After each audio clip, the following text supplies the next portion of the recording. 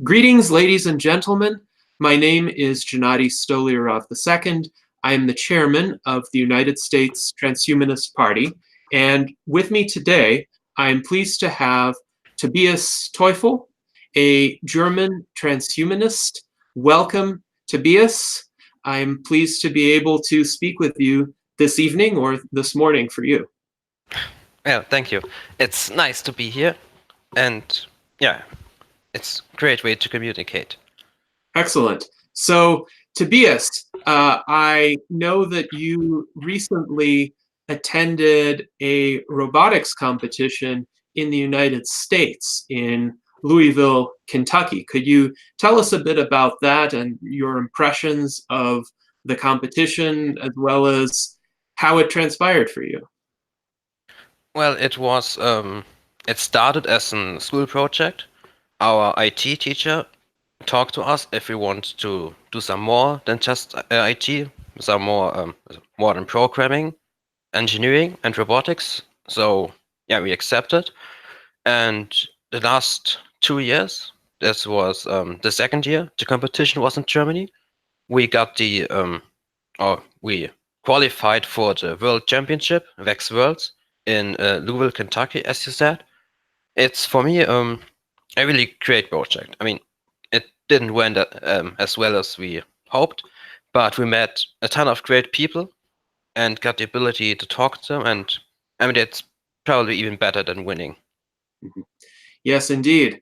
And I'm definitely glad that you enjoyed this trip. Now, I wanted to ask you also, Tobias, what initially got you interested in transhumanist ideas? In transhumanist ideas, it was it started with a post I saw about Josiah Signer, Mhm. where he injected himself with the myostatin knockout, and from there it went like looking that up, finding more articles about it, finding articles about Rich Lee, and some of the articles led me to the main page of the Transhumanist Party. Excellent. Well, I'm glad to hear that the biohacking community was a conduit for you into the Transhumanist Party. You are a member now, and we are glad to have you.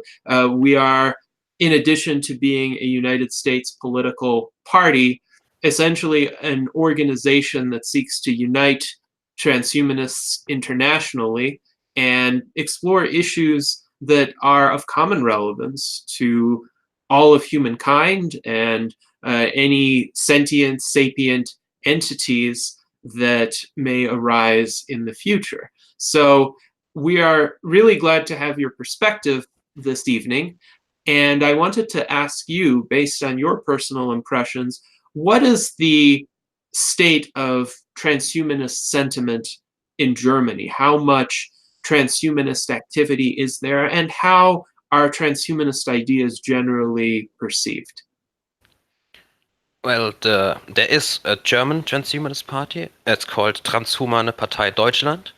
They are rather small, only in a few parts of Germany, but the general idea of transhumanism isn't that far spread.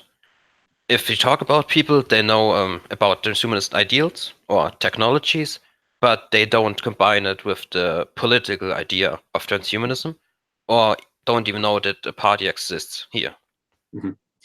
But it is very interesting. You mentioned the Transhumanistische Partei in Germany, and that party, it does have ballot access. Am I correct? Yes, it has. Yes, it has ballot access. And this is, I think, an important point to make for our American audiences. Virtually every other country in the world that is free or semi-free allows greater access for minor political parties to the electoral ballots than exists in the United States. In the United States, we have this unfortunate two-party system that has essentially rigged the laws of a lot of states and localities, and certainly the federal election laws to make it prohibitively expensive and difficult for smaller political parties to get ballot access. Only the Libertarian Party among the minor political parties in the US currently has ballot access in all 50 states. The Green Party has ballot access in some states, but not others.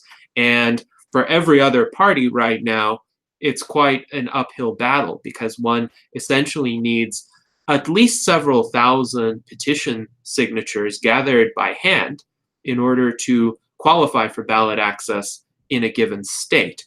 So I do think the situation in Germany in many ways is an improvement from that, at least from the standpoint of a minor political party being able to make an appearance at the ballot box, and then people can select it if they wish. Now, would you also agree that that helps with public exposure, public awareness, that there is a transhumanist party on the ballots? I would say yes, absolutely.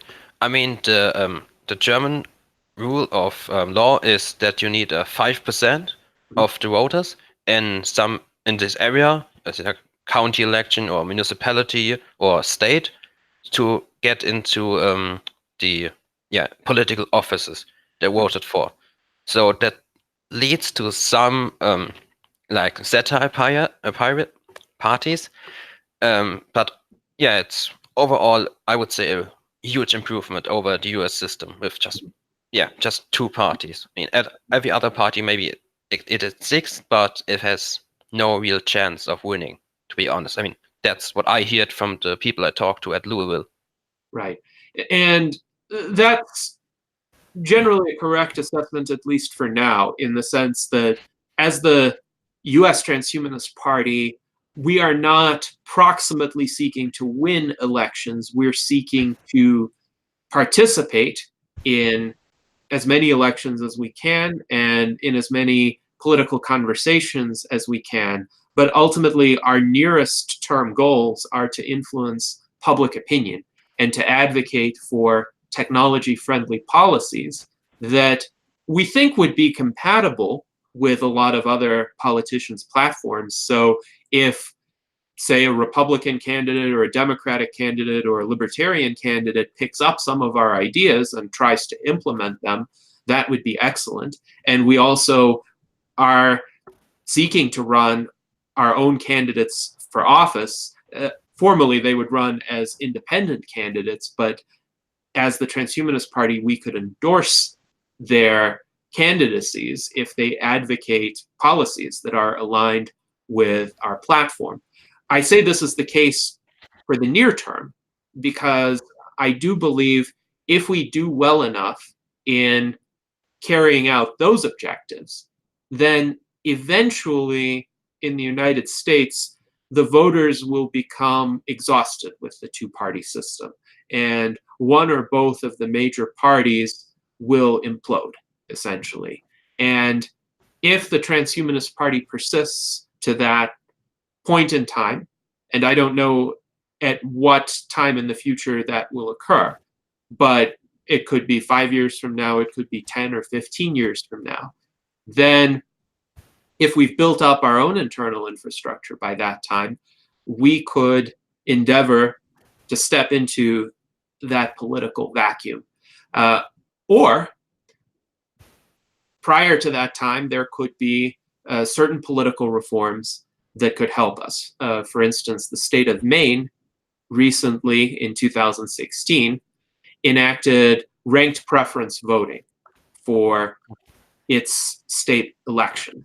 And ranked preference voting is also a practice that we engage in internally in the US Transhumanist Party that allows voters to rank order the entire set of options instead of just voting for one.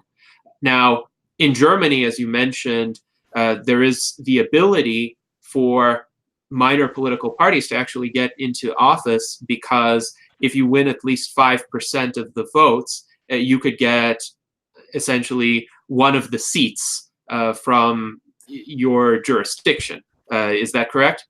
Yes, exactly.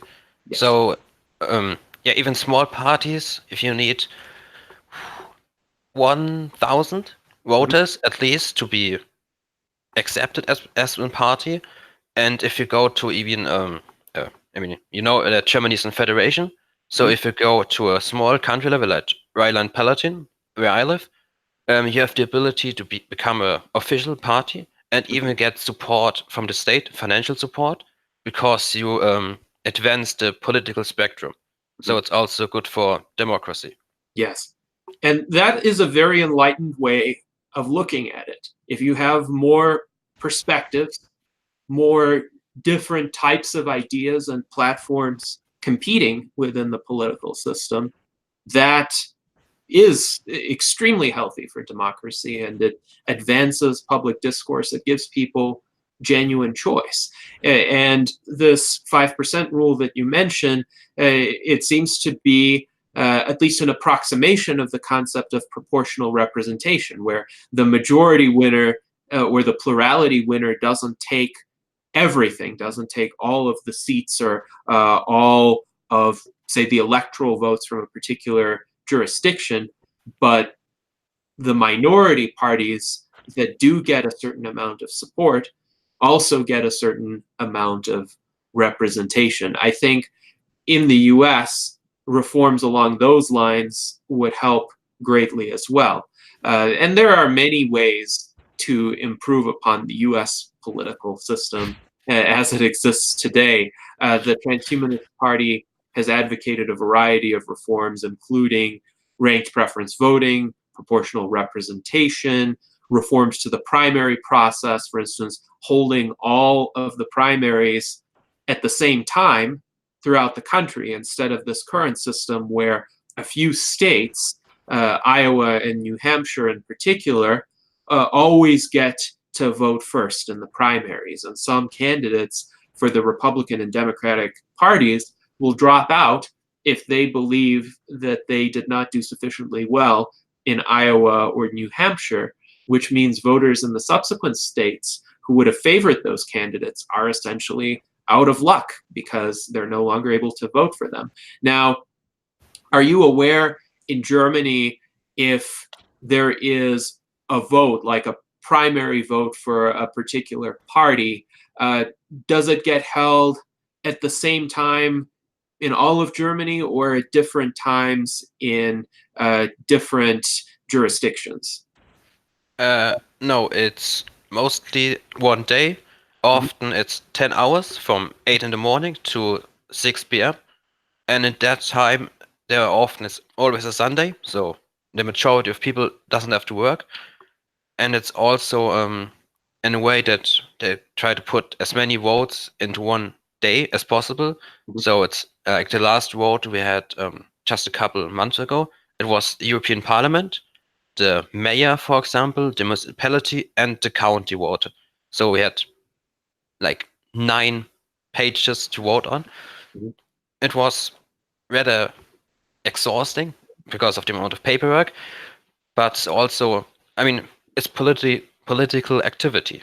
You Yes. just need it for a democracy.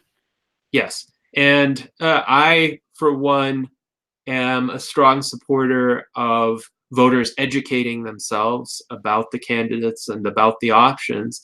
There are some similarities in the United States to what you describe, in the sense that when election day comes around, it typically happens once every 2 years in November. Unfortunately, the main election day doesn't happen on a Sunday, it happens on a Tuesday. But there is generally early voting available, including on at least 2 Saturdays prior to the main election day. At the very least, that's the case in Nevada, where I live. And about 2 or 3 weeks prior to election day, one is sent what is called a sample ballot, where all of the options are listed.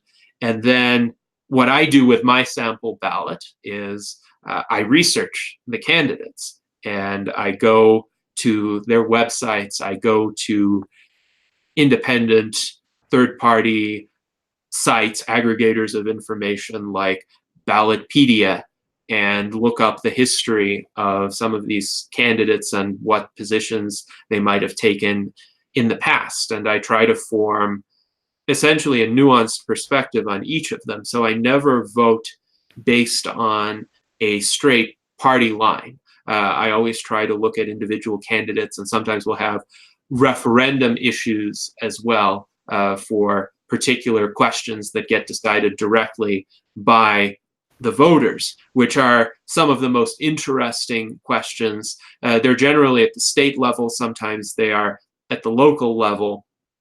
I can definitely sympathize that preparing to vote for such a long ballot can be time consuming. But I agree with you, it is important. And the more informed voters are, the better the outcome will tend to be. In the Transhumanist Party internal votes, we've sometimes had lengthy ballots as well. We have a 15-day exposure period for any kind of proposal.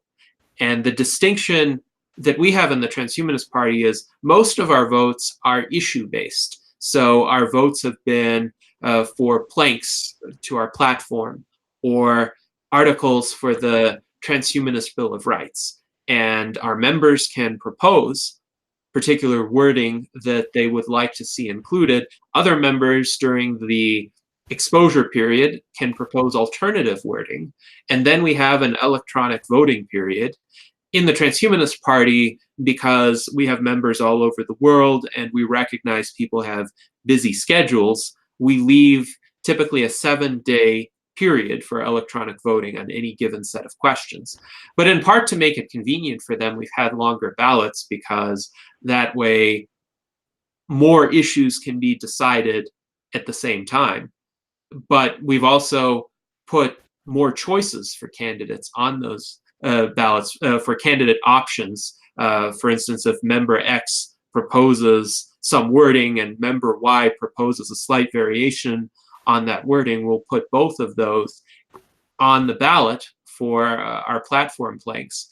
And that way, people really can make a choice if multiple options have been put forth. So you'll get to experience that process as well, hopefully, because the Transhumanist Party is unique in that in our internal votes, we do allow our allied members from all over the world to take part. And I think we're the only political party in the world, to my knowledge, that does that. But hopefully you'll find it to be an interesting process. Now, I also wanted to spend a large portion of our discussion today on topics in science and technology. And of course, you've been involved in robotics competitions, and robotics has a strong tie to transhumanism. So I wanted to get your thoughts about the current state of advancement in robotics and perhaps talk about what ordinary people, hobbyists can do with robotics today as compared to what, say, well-funded institutions, businesses, research universities can do with robotics today. Okay. Yeah, I can only mostly refer to the competition in Louisville, but we noticed some, yeah, you could call them severe differences, because in Germany there's a middleman, a supplier for the European market for those robotic parts, and we didn't have access to aluminum parts, for example. So our robot was weighing down nearly 10 kilograms, so 20 pounds around, and some other robots from America were just weighing 2 or 3 kilograms. So you could feel the difference, and also some universities had higher financial support. We are from German public school, so we got funding, but only for the travel to the World Championship. not before for any parts or any other expenses we had. But overall, I would say, I mean, I'm also a bit biased in that opinion because our school is like our school's flagship is the robotics after school activity. We have robots for football, RoboCup. We have first Lego League and now Wax Robotics. So I would say there has been a great improvement, especially with like other technologies like 3D printing. Most of the robots are now 3D printed, at least the hulls, and I would say there are a substantial improvement for hobbyists and other one. Mhm.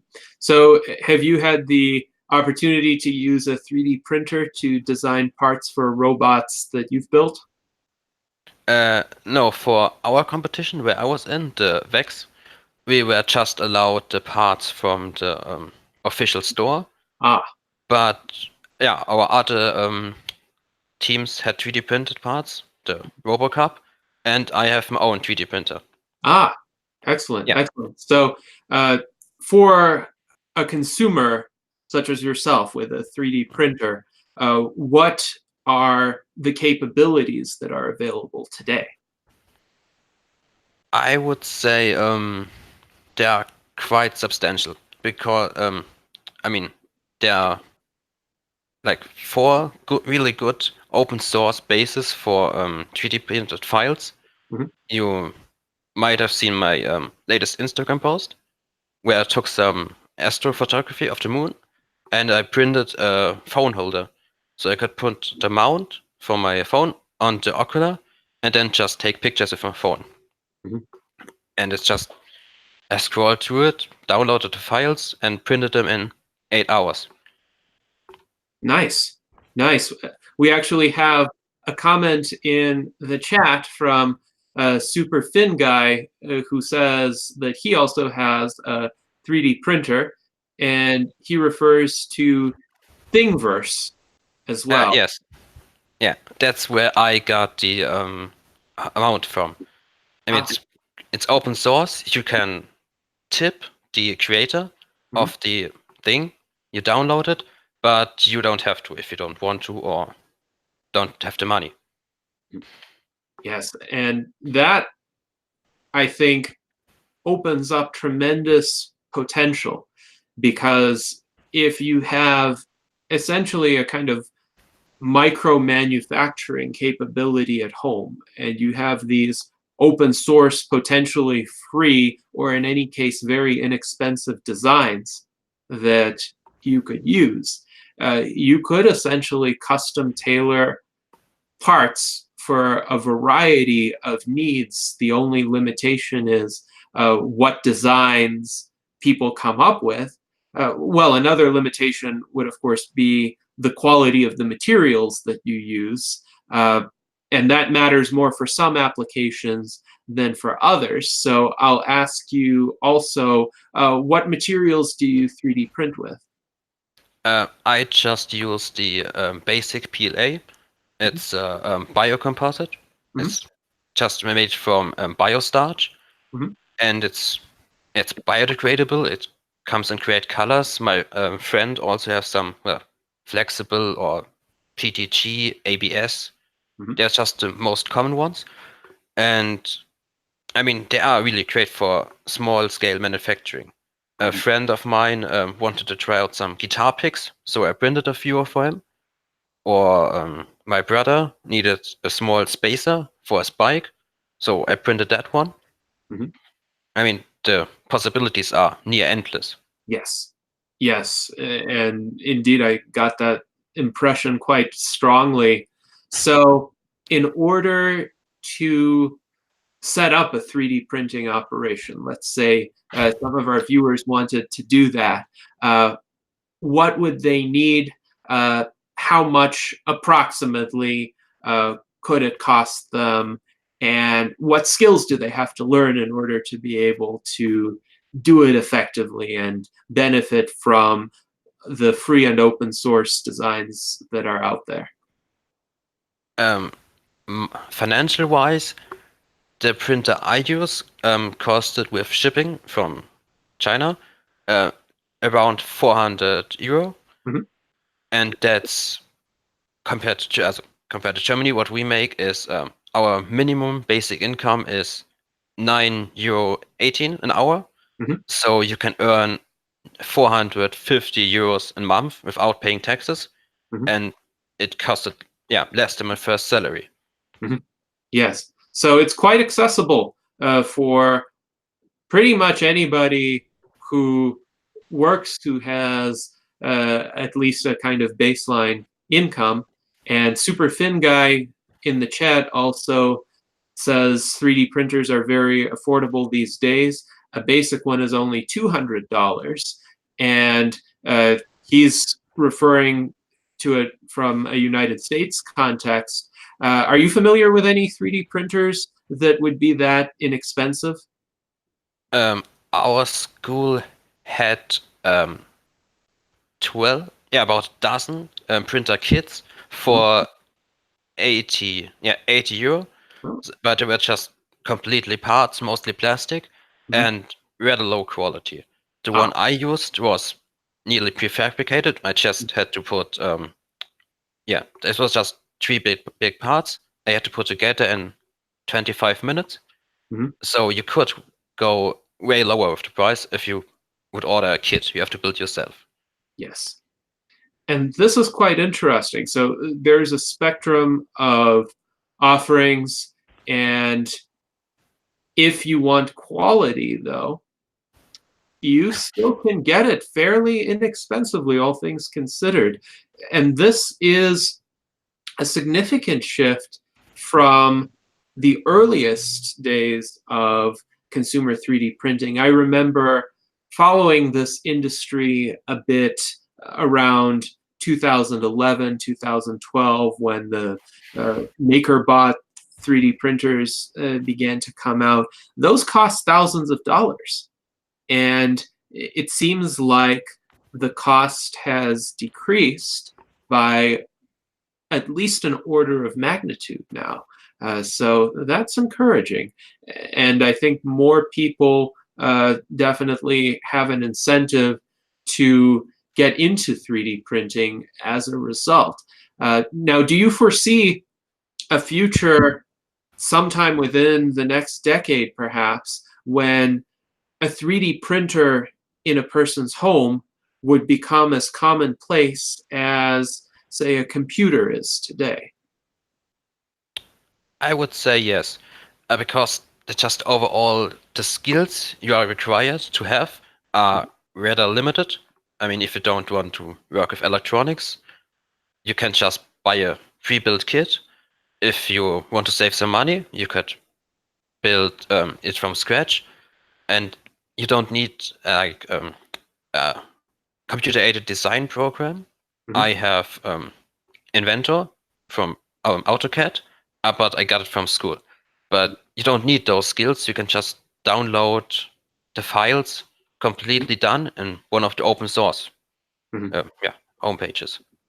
Yes. So it looks like, in terms of the skill set, the barriers to entry are also fairly low. It's quite accessible. I do hope we see a wave of mass adoption of 3D printers. It would help in a variety of applications, even to begin with, if you need a spare part for some device, or something that's specifically configured to your needs at home. You mentioned a phone stand, for instance. If you want your phone angled in a particular way, and these little pop sockets at the that you can affix to the bottom of your phone don't quite do it for you.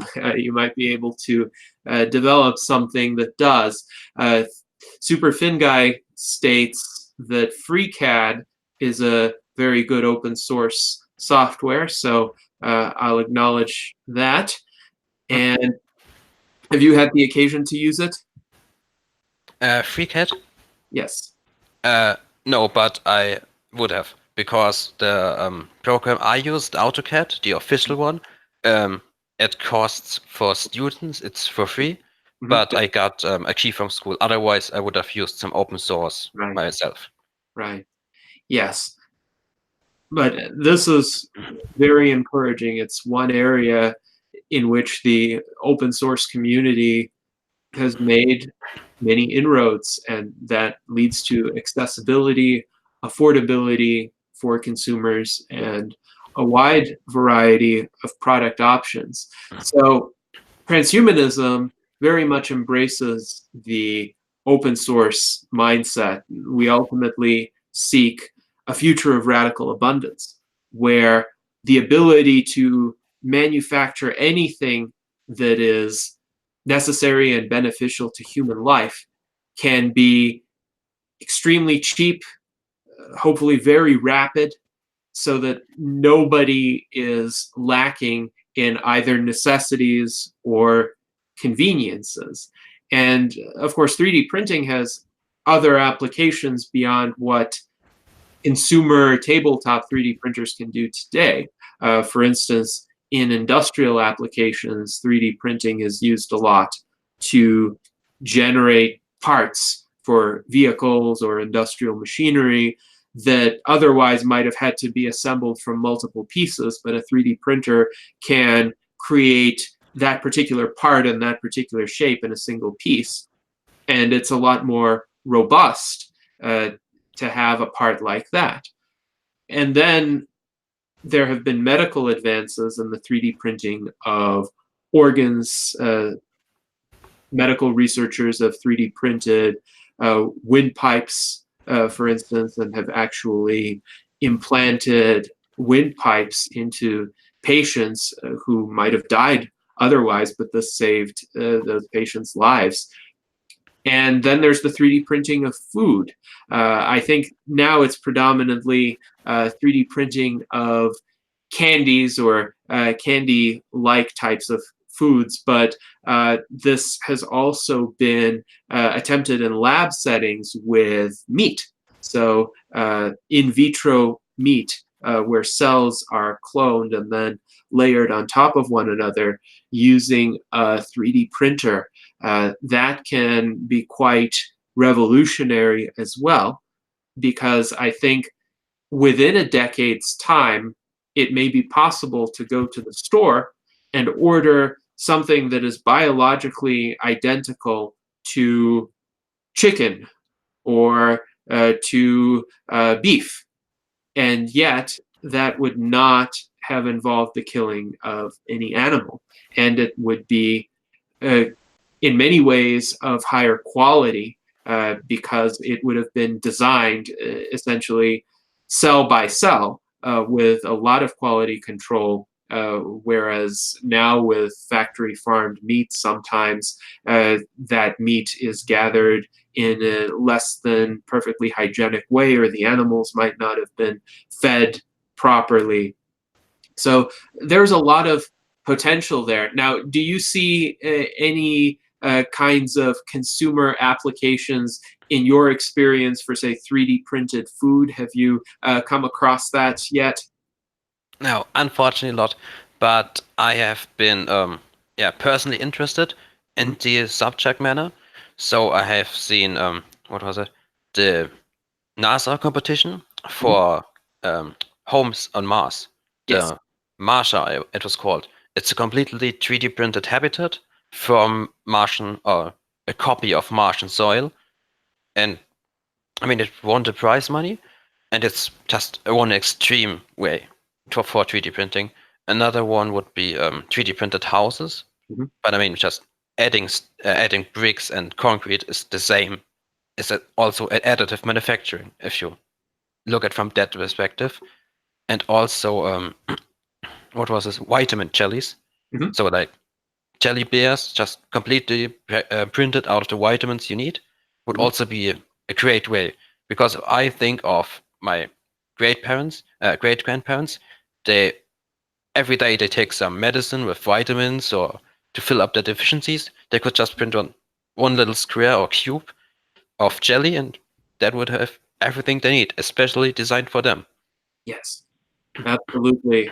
There are significant possibilities there for personalized nutrition and the construction applications you mentioned are quite intriguing. I have seen videos of demonstrations of 3D printed housing. Sometimes there were these giant robotic arms that essentially layered this construction material layer by layer in a kind of dome shape to create a house. I think this was done in Russia, where they created these dome-shaped houses, kind of mass-produced them, and they're somewhat compatible with various utility hookups. And the idea of sending 3D printing robots to Mars and having them construct the habitats for human colonists before those colonists even arrive could greatly accelerate the time frame of space colonization. It would be nice for the first human settlers on Mars to already come to a base that has been prepared for them. Otherwise, it would be quite difficult for them to create their own shelter from scratch, given how hostile the Martian environment is. I think this is a good bridge into space colonization. And what do you see as the potential for progress in that area? Are you optimistic, for instance, that humans are going to land on Mars and return to the moon within the next decade? I'm fairly optimistic. I'm actually pretty sure it will happen. And also another space exploring area I'm interested is in Luxembourg. You may have heard, is a major investor in asteroid mining, because Luxembourg is surprisingly wealthy. It has a high GDP, and it also has low natural resources. So it invested in last years, I believe, if I remember correctly, near to $1 billion in asteroid mining. Yes, indeed. And asteroid mining is quite promising as well. For one reason, it can actually counteract a lot of the arguments that, let's say, critics of transhumanism deploy when they say, oh, we can't have growth forever because material resources are finite and precious metals are finite. However, some of these asteroids contain enough precious metals as to essentially increase the available stockpile of these resources by several times. I recently read an article about an asteroid that had been discovered that is made in large part of gold. So if that asteroid were mined and that gold were brought back to Earth, there would be several impacts. First of all, gold for various industrial and manufacturing applications would become readily abundant. But in terms of gold as, let's say, a store of monetary value, that's going to have an interesting effect because there was a time in the 19th century when aluminum was considered to be more precious than gold or platinum. It was extremely scarce, and it was very difficult to extract. And then essentially a process to produce pure aluminum chemically was developed.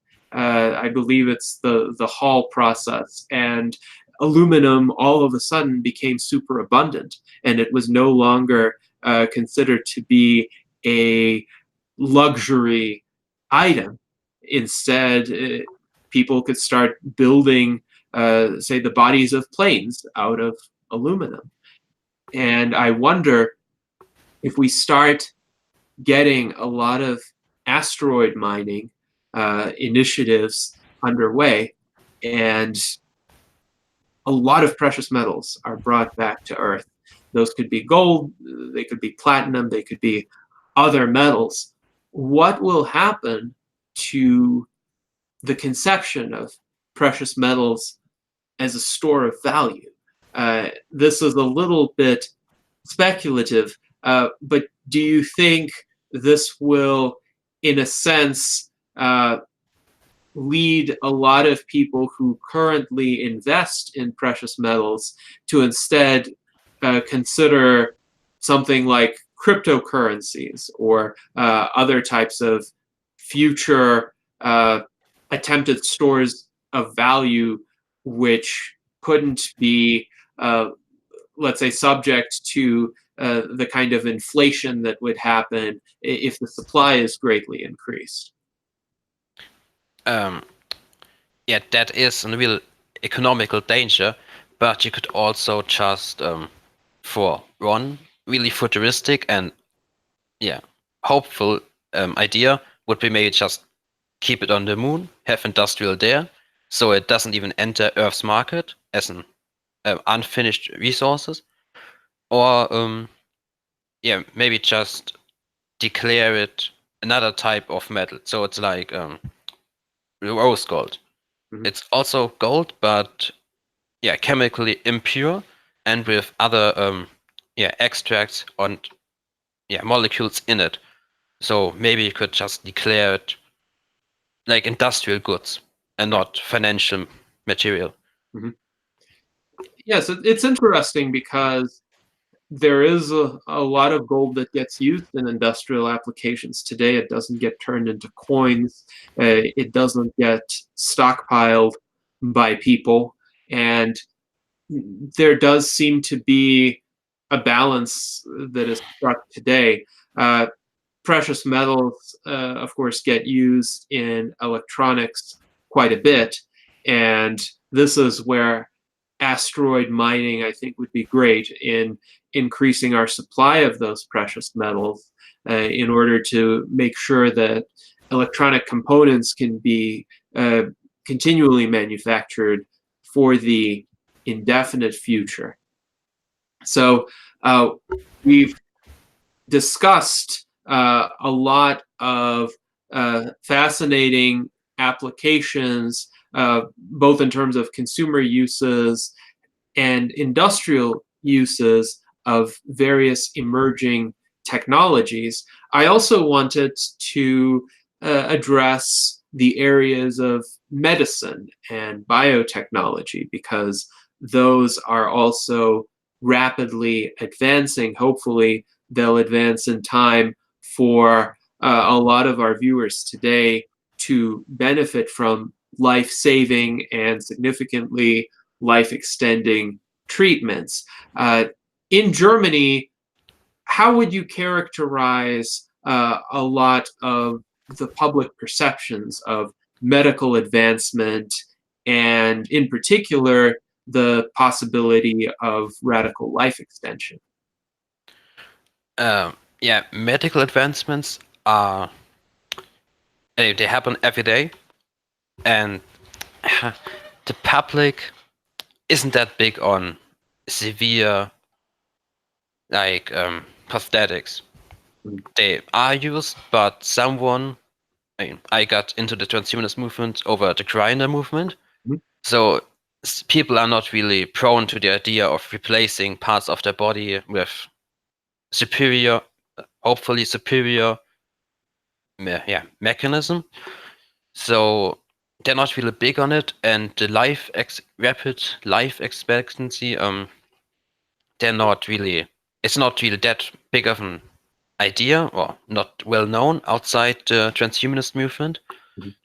So it's rather it's an unpopular opinion, unfortunately. Yes, that is unfortunate, because I think in many ways there is uh, a good and healthy attitude in Germany toward enjoying life, at least that I've observed during my visits to Germany.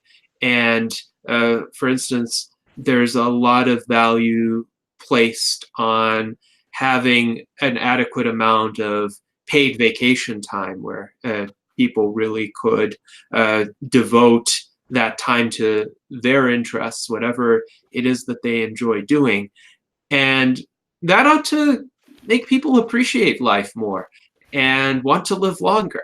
So there could be a bit of a disconnect there that transhumanists in Germany could point out and say, well, look, life is pretty good on a day-to-day level. And if you had that kind of quality of life, or a better quality of life, with the advances in technology for another 100 years or another 200 years, wouldn't you want to avail yourself of that? So that's probably a good line of reasoning that could resonate with a lot of the German population. What would you say are some of the obstacles? Is it just that the ideas aren't particularly well known, or are there common objections that people raise? Yeah, it's mostly not well known. And to those who know, for example, I talked about this with my friends and family, they most often reject the idea of drastically changing themselves. And also the idea of, I mean, I'm mostly talking about genetic changes. So the idea about genetic changes is not really, yeah, it's more frowned upon in Germany. Yes, and it's interesting.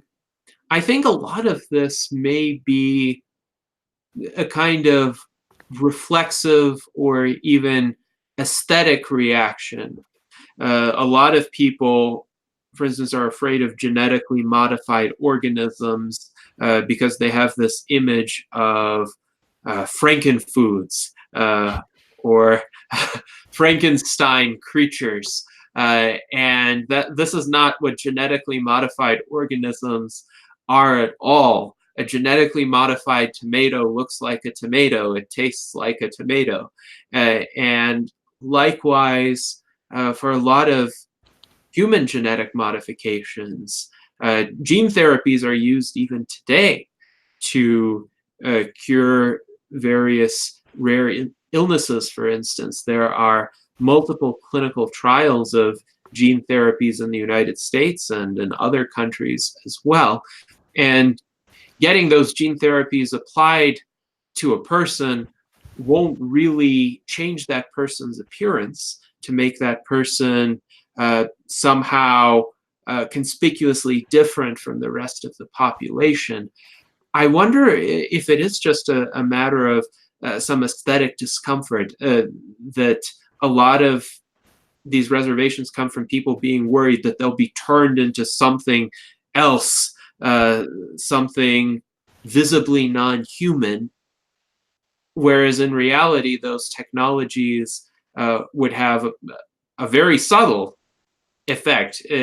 If the gene therapies are done on a person who doesn't have an obvious debilitating illness, then that person might have somewhat improved metabolism or somewhat better functions of various organs of the body, and that person would live longer, maybe age more slowly, or maybe some of the damage of aging would be gone. Do you think people just don't think about how these treatments would work, and they have this fear that they'll be instantly transformed into some sort of visible mutant? Yes, I would say it's absolutely fear, because we also had the discussion in my geography at lesson. We were discussing GMOs, or GMOs used in Africa, for example, by what was it? Monsanto, Yes. now Bayer. So even our teacher, who was more educated on the matter, had to, yeah, she was talking in a completely different way, because she was like, yeah, this company is just, yeah, it's just like stealing from those farmers. But for example, the Gates Foundation, Mhm. they created seeds that were like resistant to more resistant to drowning, or to lack of water, and they were easily um, created into permaculture. Mhm.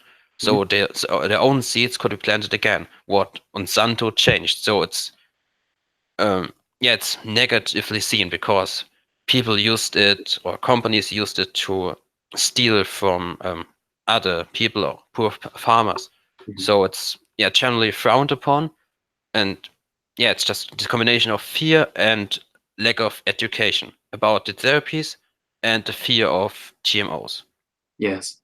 Yes, and this fear of GMOs is quite unfortunate. I sometimes wonder if people are worried about genetically modified rice or tomatoes, how are they going to perceive genetically modified humans? So that is an uphill battle. I've long maintained that the question of the corporate practices of a particular company, like Monsanto, should always be held as distinct from the question of whether the technology that those companies happen to use is beneficial. So if the problem is Monsanto imposes terms that are unfavorable to local farmers, uh, you're right, it's possible to sell or even give away GMO seeds without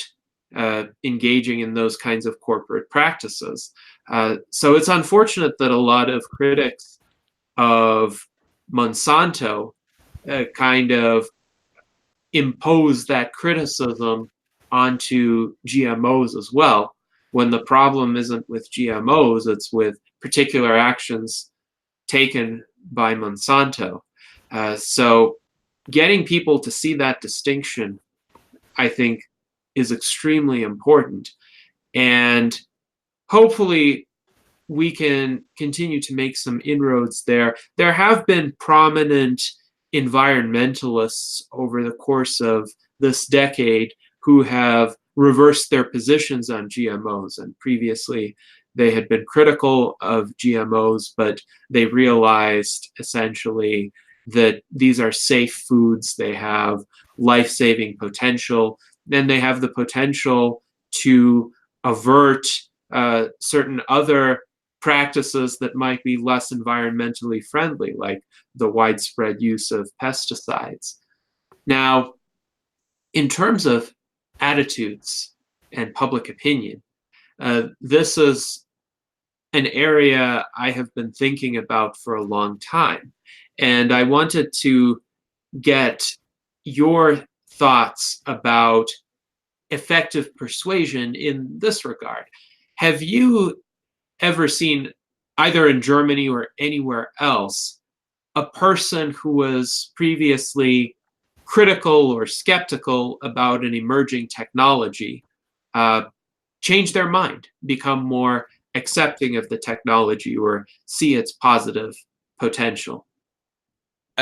Yes, I have. Actually, my teacher, Mhm. she saw what the facts I laid out fire for the genetic changes the Gates Foundation had made to those seeds, and she yeah went some deeper into the subject, and she said, if you use those genetic tools like CRISPR, Mhm. you can actually change the seeds to become something even greater before. Mhm. And if I remember, the last couple days ago, some university changed HIV virus, or healed mice or rats completely from HIV. So, I mean, it's getting closer, Yes. and that's a good sign. Yes, indeed. And there have been a few human patients recently who also achieved complete eradication of the uh, human immunodeficiency virus. So that entire area of medical research is advancing in a very promising way. But I'm glad to hear that you had this experience with your teacher. And I also wanted to point out a comment from the chat from Super Fin Guy, who says also a lot of people have no idea how awful old age is. This reminds me of Aubrey de Grey's explanation that essentially people have been culturally conditioned over a long time, over millennia, to put the miseries of old age out of their minds while they're still not afflicted with them, because it is so debilitating to actually live through the damages that are brought about by senescence. And if people live in fear, always anticipating that it may be difficult to get things done or to enjoy life, and over the course of millennia, when this was unavoidable, it was difficult for people to do anything but somehow try to ignore it or rationalize it away or justify it. But I think right now we're on the cusp of actually reversing that age-related damage within a few decades' time. And this is why the attitudinal paradigms related to the perception of biological aging need to change so that this technology could be widely embraced. Now, Tobias, I know that you watched some of the US Transhumanist Party's first presidential primary debate that occurred on July 6th, and you had some impressions that you wanted to share, so please go ahead. Yes, I noted Rachel Haywire's idea, or it was your question, of how to increase the outreach of the Transhumanist Party, and she said something about an artistic network where you could forward pieces of art and entertainment. I would also add for once maybe guides, like explanatory videos about the technology we are advocating. Yes. So people would understand it themselves and could point other people towards those videos or guides, so they could view them and themselves, watch it a couple of times if they want to, and understand the technologies and the advantages of the technologies we advocate.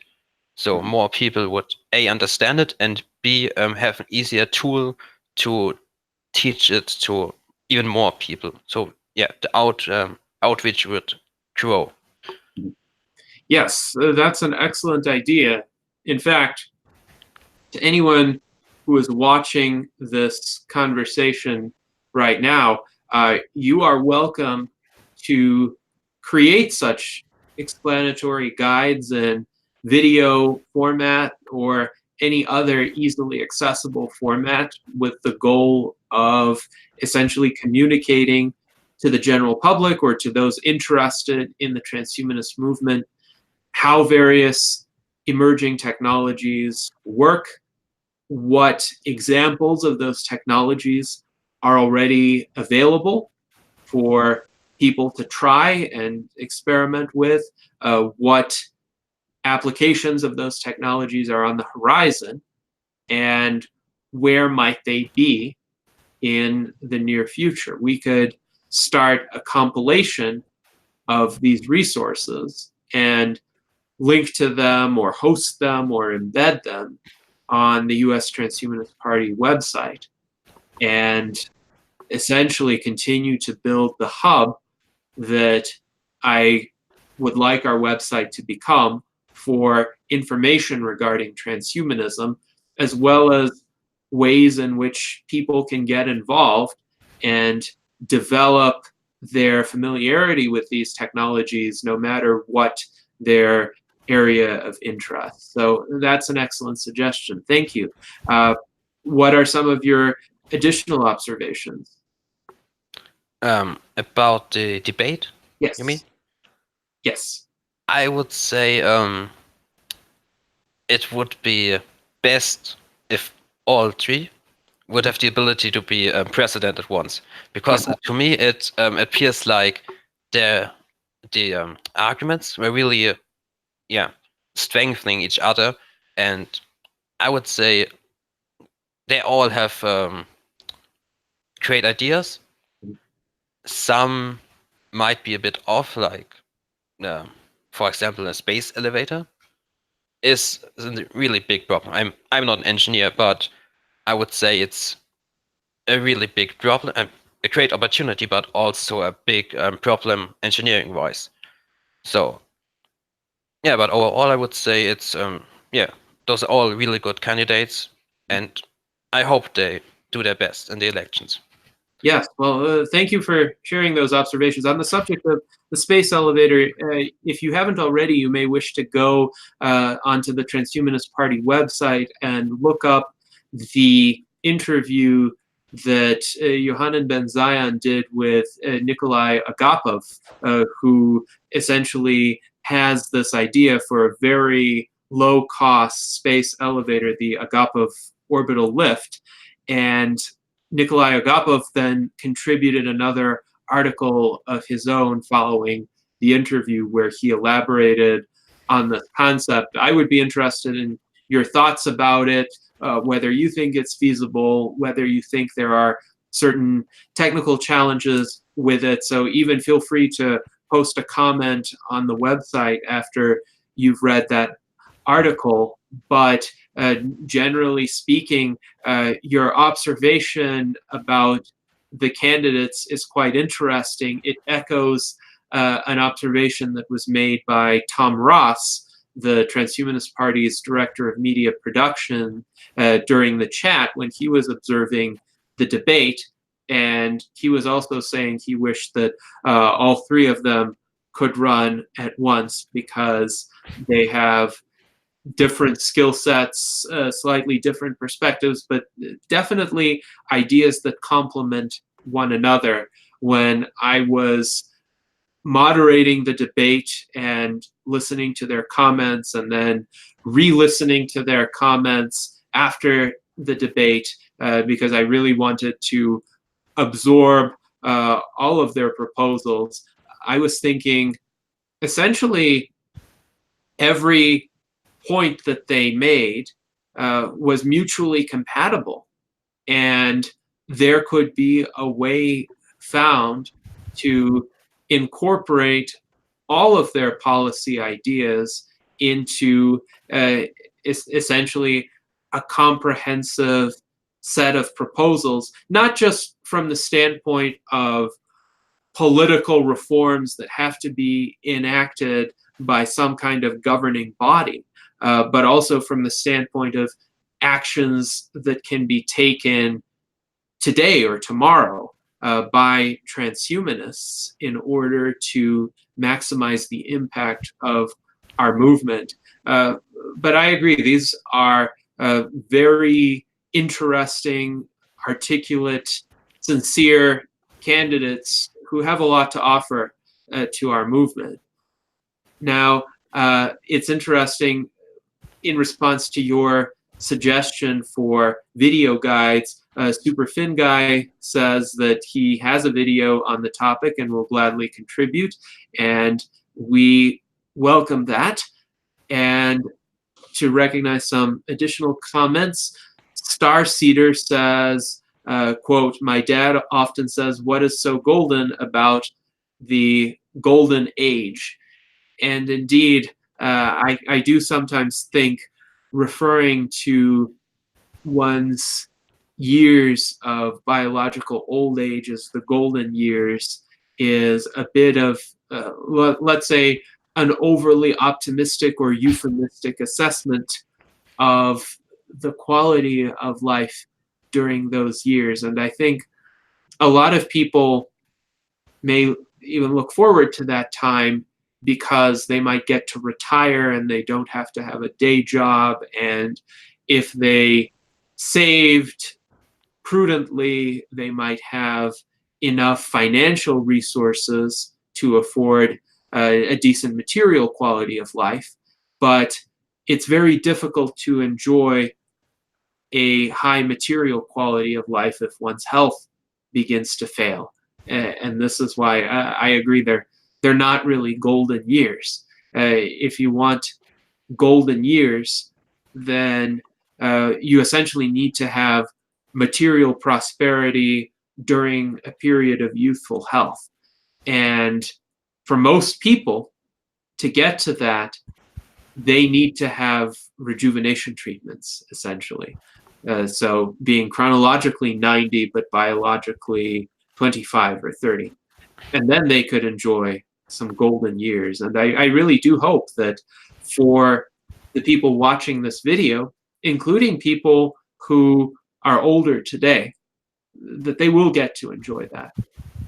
But it is definitely a prospect that requires advocacy and requires policy reforms that can enable these technologies to arrive sooner.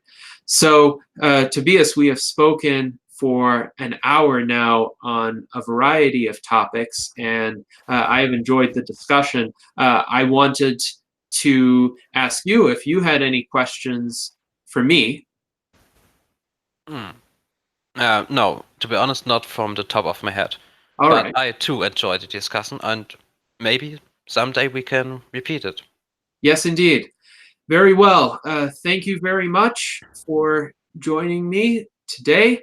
I think it was definitely a valuable and fruitful exchange of our impressions regarding various emerging technologies, the state of transhumanist sentiment in Germany, and a nice comparison and contrast of the political systems of Germany and the United States. I hope our viewers enjoyed this conversation, and I definitely hope that we will have future discussions as well.